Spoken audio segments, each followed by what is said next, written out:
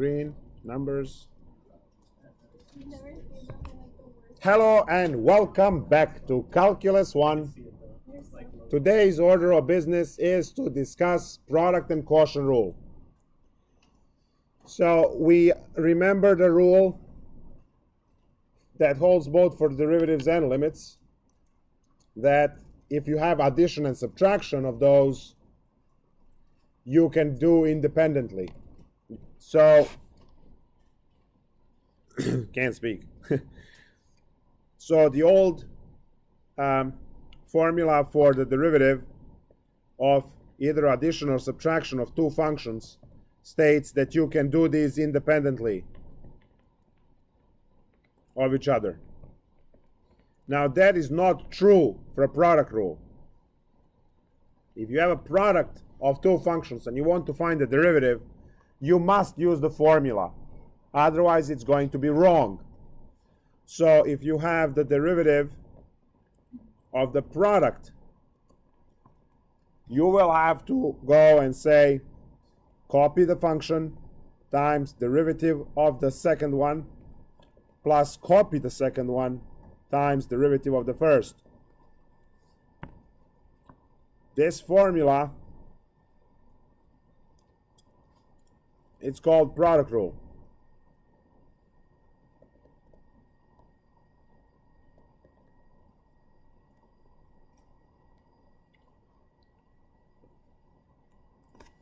Product rule.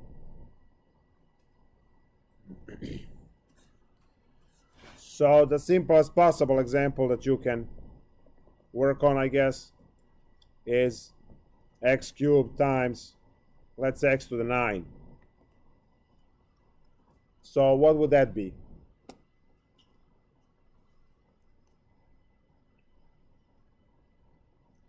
The product rule applied there.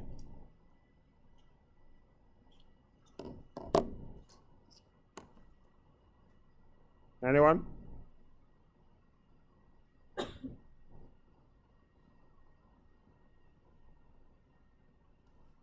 Yes?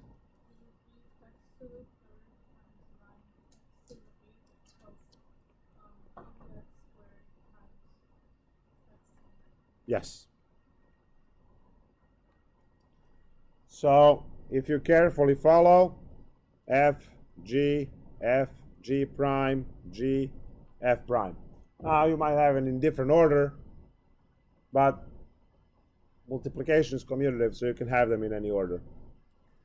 Now, if you simplify this, you get 9x to 11 plus 3x to 11, which altogether is 12x to 11.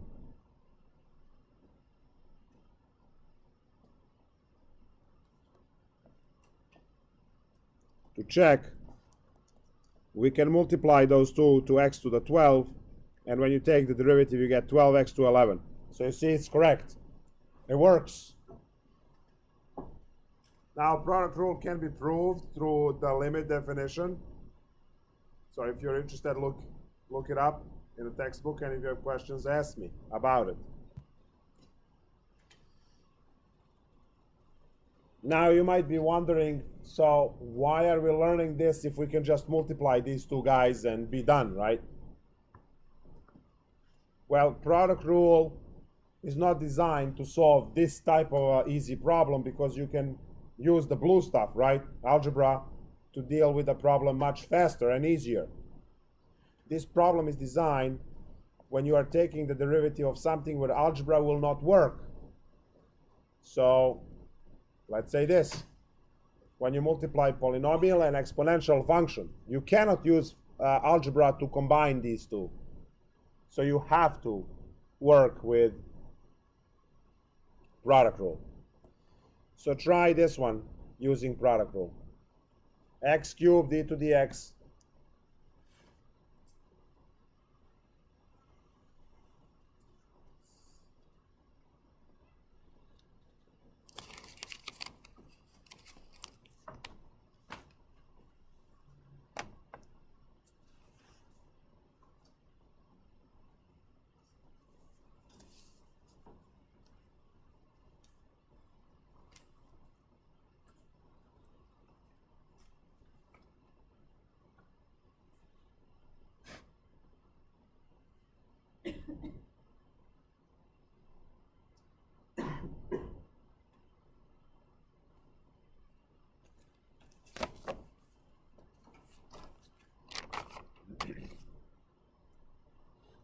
So copy the first one times derivative of the second one, but it's it. What happened? Yes, x to the third. It clearly says 3. Look. 3.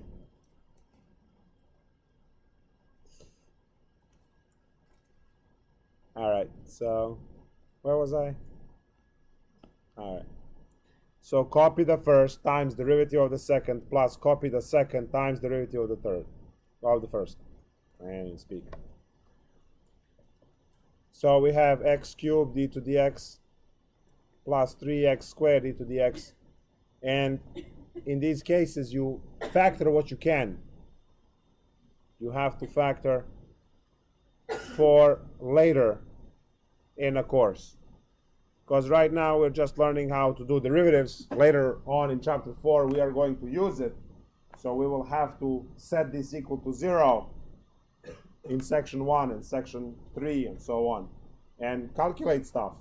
So the sooner you get used to factoring every time you're done with the derivative, the sooner you will be ready for chapter 4 calculations.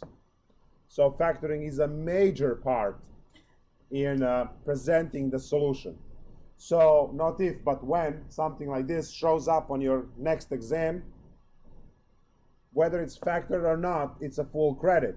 But when you move into chapter 4, if you don't factor it, you don't get to continue with the problem. So you might want to get used to it now. You know, make it to be like a second nature. If it can be factored, just factor it and move on. What do you want? Napkins or bleach? Anything?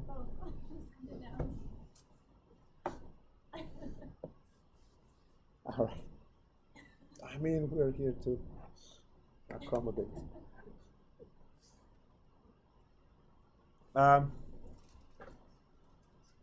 Let's solve a problem from the textbook.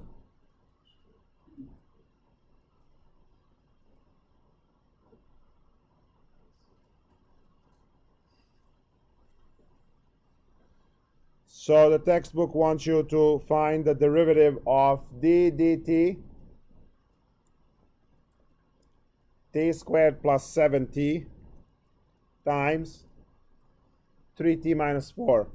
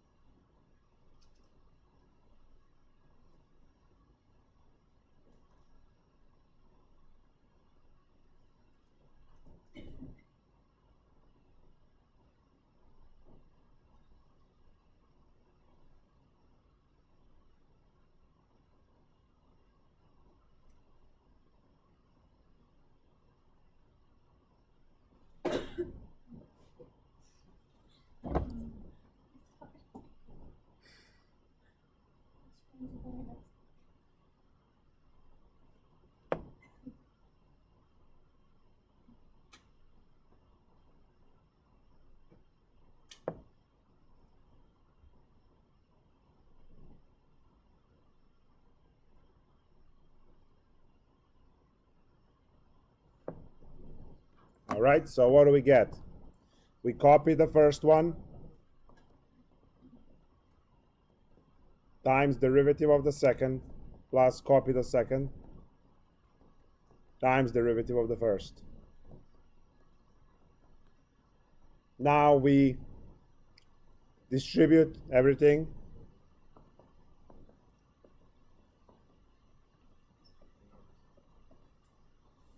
And over here we have plus 60 squared, and that's going to be 21 minus 8.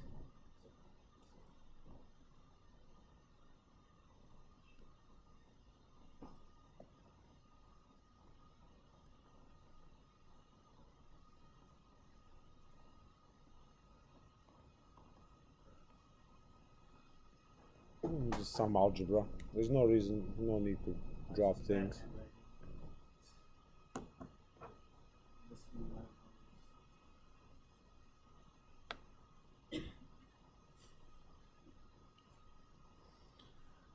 Do we all agree on this?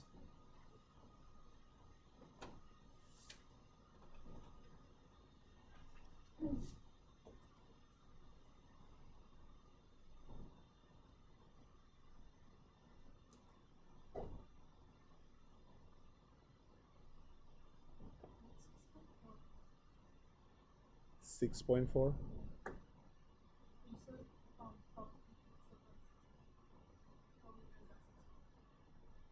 6.2. Area between two curves with intervals.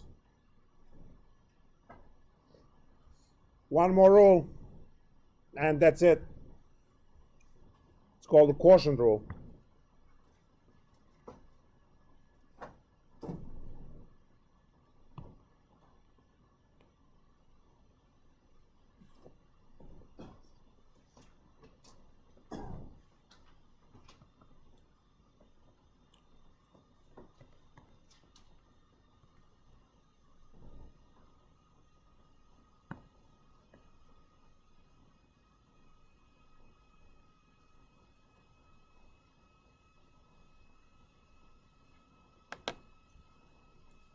That's it.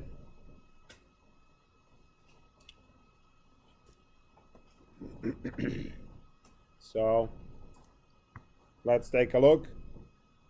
Now this one you just have to be more careful as you do calculations, but it's again plug and pray.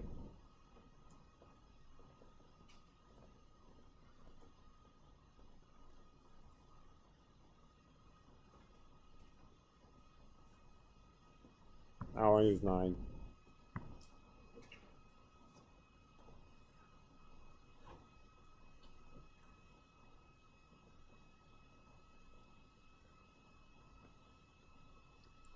So if we have this,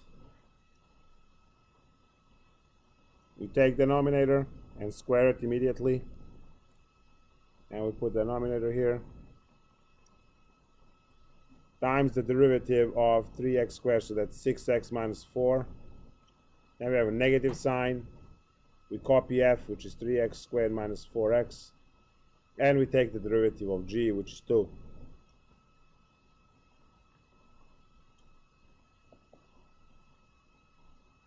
So now we have 12x squared, and that's minus 8 and plus 7. Yeah.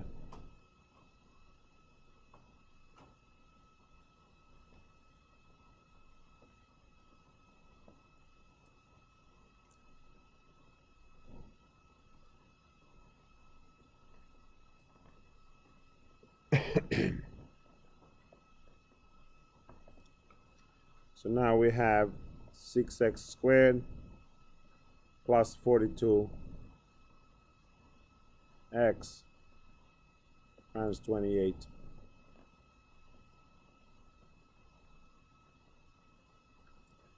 Now I see that I can factor out 2 in the numerator.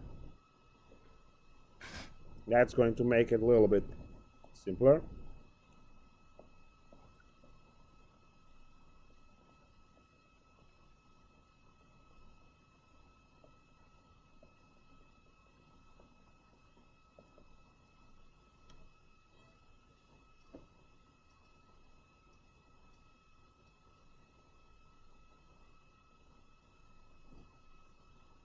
And that's it. We're done. Let's do 2 problems from textbook. Why don't we do the 2x plus 7 squared? Not supposed to do that? To FOIL it? Yeah. No, because once you set this equal to 0 later on, it just goes away. So Okay. there's no need for extra work. Okay. Chapter 4 will go like this, and then when you cross multiply, 0 kills it. So that's why we don't worry. We never worry about doing anything with this. We just ignore it.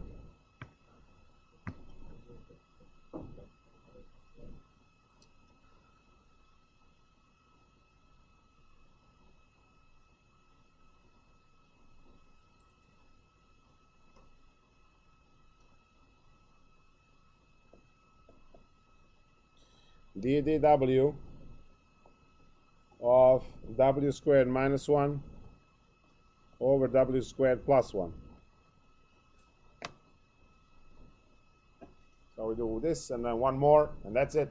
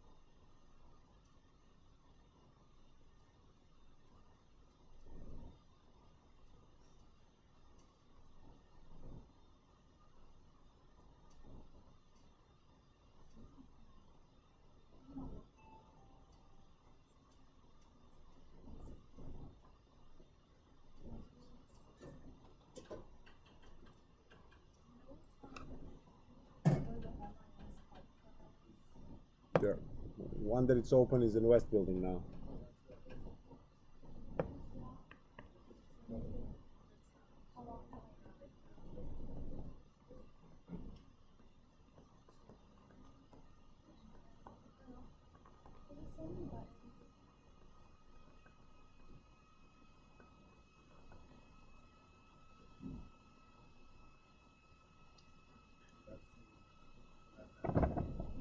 So if you see over here, you can factor out 2w in the numerator. And you're left with w squared plus 1 minus w squared plus 1.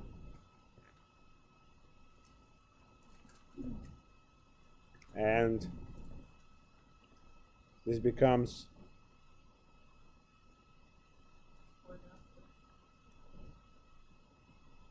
what happened?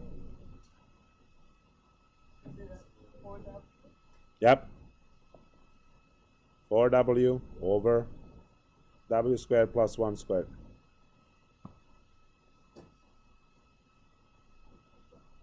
Yes?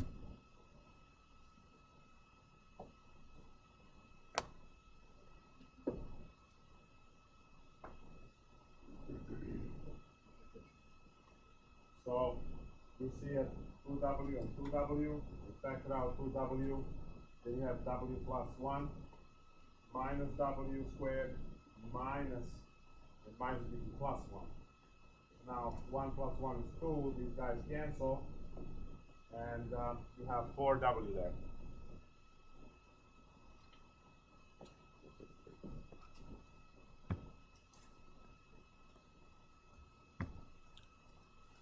One more.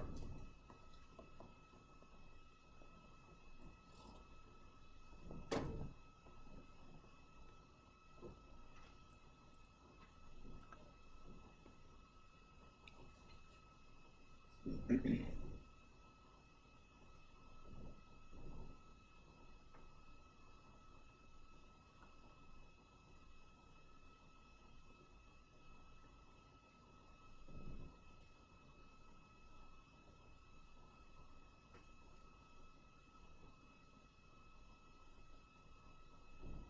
this product rule or quotient rule? Quotient rule. Why? You get a negative x and you rewritten as 1 over e to the x, so you rewrite the whole thing as d over dx of x. Nice.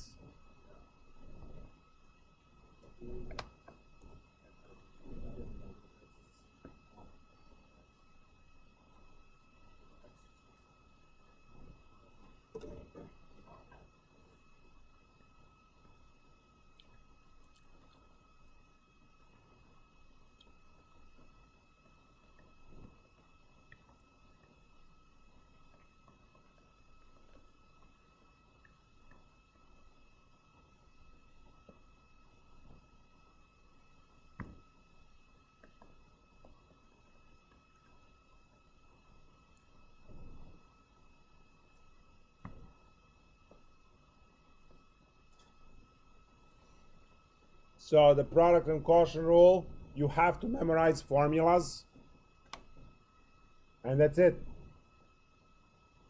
You plug values in and you do this. Now, one more time, this is f, this is g, so we have g f prime minus f g prime over g squared. So once you memorize the formula, you will be able to plug everything in and solve the problems correctly.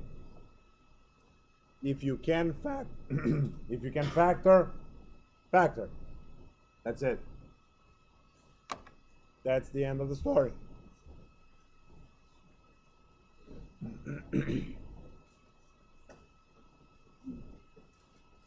Questions, concerns? All right, then I will see you tomorrow.